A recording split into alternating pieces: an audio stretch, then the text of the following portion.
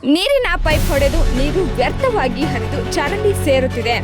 ನೀರು ಜೀವಹಾನಿಯಾಗಿದ್ದು ಹನಿ ಹನಿ ನೀರು ಸಹ ಅಮೂಲ್ಯ. ಇಂತಹ ಅಮೂಲ್ಯವಾದ ನೀರನ್ನು ವ್ಯರ್ಥ ತಡೆಯಬೇಕು.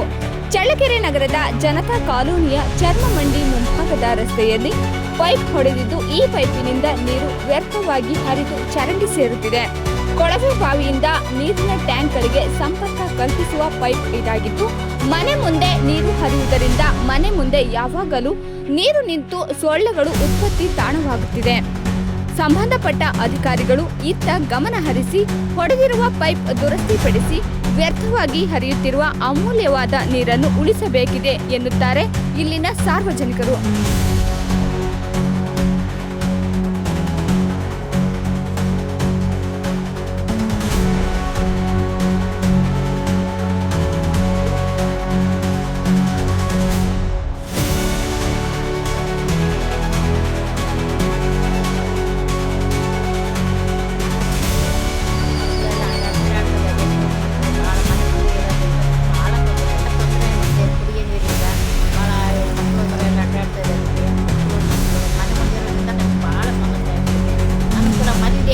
ಅನುಕೂಲ ಮಾಡ್ಬೇಕು. ಪೈಪ್ ಎಲ್ಲ ಸರಿ ಮಾಡಿ ಇದು ಹೆಂಗಿದೆ ಇಲ್ಲಿ ಅಲ್ಲಿ ಕುಂಟೆಕಂತ ಐತಲ್ಲ ಕತ್ಲೆ, ಅಲ್ಲಿಂದ ಬೋರ್ ಇದೆ, ಅಲ್ಲಿಂದ ಇಲ್ಲಿ ಬರ್ತಾ ಇರೋದು ಉಪ್ಪು ನೀರಿದು ಬಳಕೆ ನೀರಿದ್ದು ಬಹಳ ಸಮಸ್ಯೆ ಆಗೈತೆ ನೋಡಿ.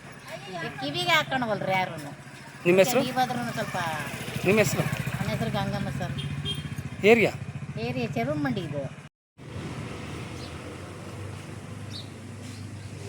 ಸ್ಕೂಲ್ ಮಕ್ಕಳು ಓಡಾಡ್ತಾರೆ, ಅವ್ರಿಗೆ ಏನು ಸ್ವಲ್ಪನಾದರೂ ಜವಾಬ್ದಾರಿ ಅನ್ನೋದು.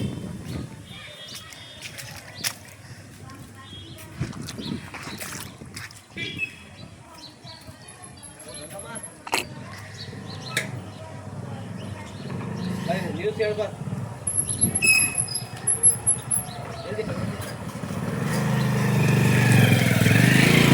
ಮತ್ತೆ